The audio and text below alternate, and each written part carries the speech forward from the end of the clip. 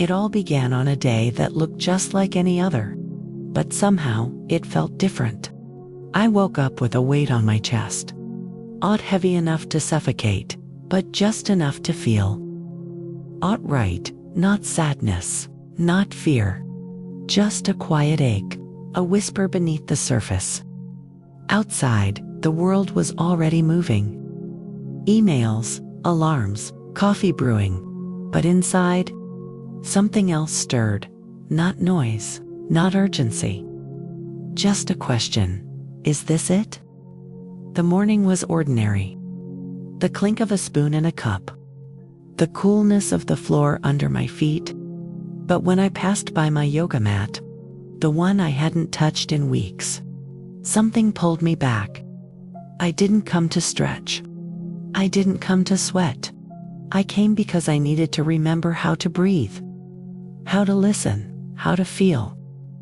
And in that first fold, as my spine rounded and my forehead met the ground, something inside cracked out painfully, but like the earth giving way to a seed that had waited too long to bloom. I didn't know it then, but I had already begun. A journey not toward something new, but toward something ancient. Something I had forgotten. For a long time, I lived on autopilot. I woke up tired. I went to bed anxious. The hours between were filled with checklists, obligations, and the endless hum of never enough. I had a schedule. I had goals. I had a smile that I wore like a uniform, polished and practiced. But inside, something was slipping. There was no dramatic collapse, no defining moment, just the slow erosion of self, like waves carving into stone. Soft, consistent, unnoticed, until one day, something gives way. I became the woman who held everything together, who said yes before thinking, who looked calm on the outside, but was unraveling inside. I was praised for my poise, rewarded for my productivity, but no one saw the cost. I didn't even see it. Fully. Not until the nights grew longer. Not until the silence after the meetings felt louder than the meetings themselves. There were moments, tiny cracks in the noise, when I would wonder, what if I just stopped? What if I stepped off this treadmill? What would be left of me if I wasn't always trying to prove, to please, to perform? The mirror became a place of quiet reckoning. I looked into my own eyes and didn't recognize what looked back. Not because I had changed too much, but because I had abandoned parts of myself in pursuit of things I no longer cared about. It wasn't burnout, it was spiritual fatigue, soul hunger, the ache of disconnect from myself, from stillness, from truth. I didn't have a plan. I didn't know what healing would look like. I just knew I couldn't keep living like this. I needed to remember what it meant to feel. And sometimes, the first step isn't loud. It's not bold. It's just the decision to stop numbing, to sit in the quiet and listen. I stumbled into Stoicism by accident. Or maybe, like all the right things, it found me when I needed it most. I didn't expect to find comfort in the writings of ancient men. But somehow, Marcus Aurelius felt like a friend, Seneca like a mentor, Epictetus like a guide. They didn't give me answers. They offered me questions, the kind that unearth old truths, the kind that hold a mirror to your soul.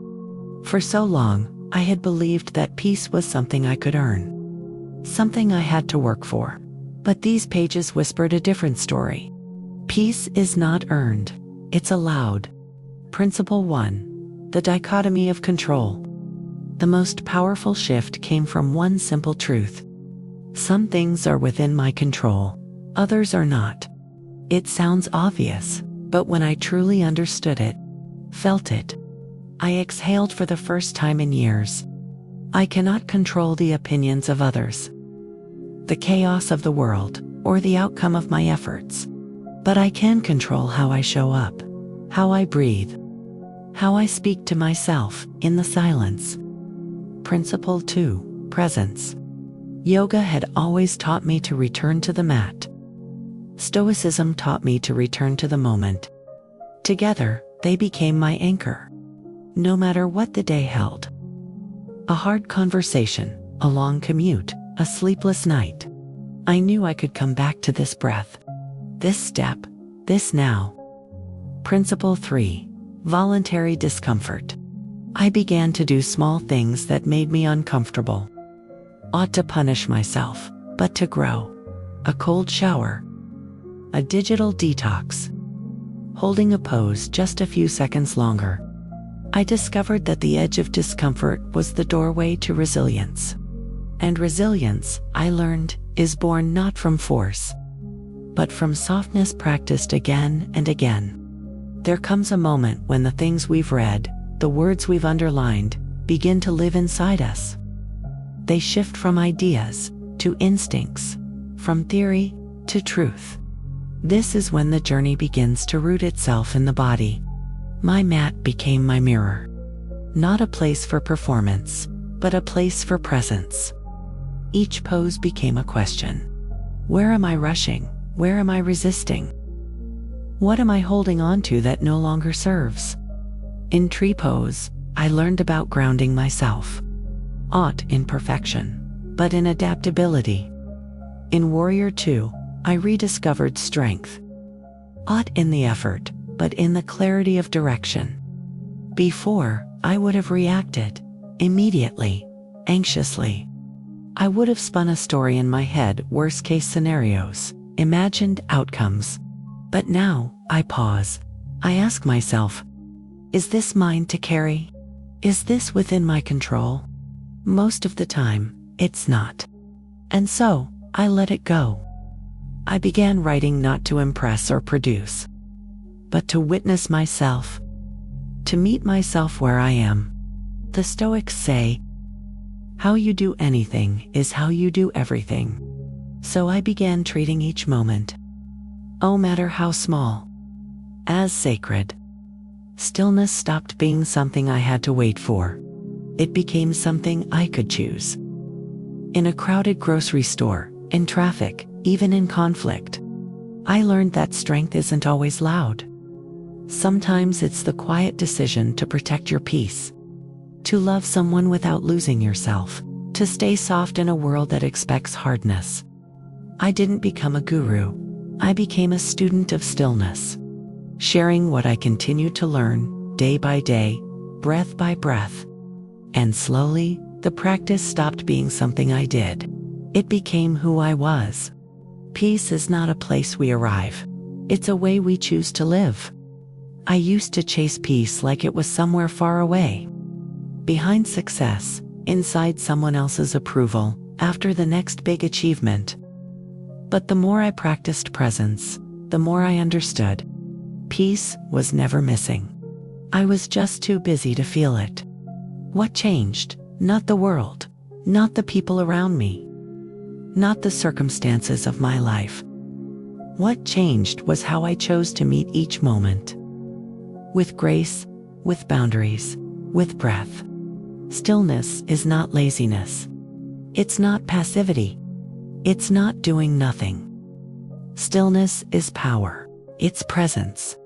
It's the deep inner knowing that you are already enough.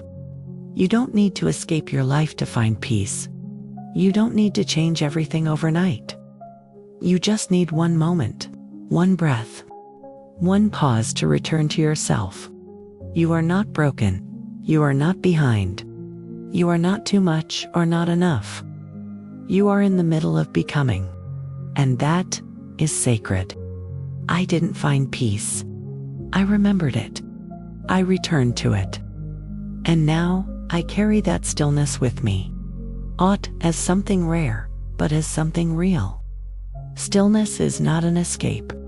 Stillness is a way of coming home. May you choose stillness too. Subscribe for more soulful stories, slow rituals, and embodied wisdom.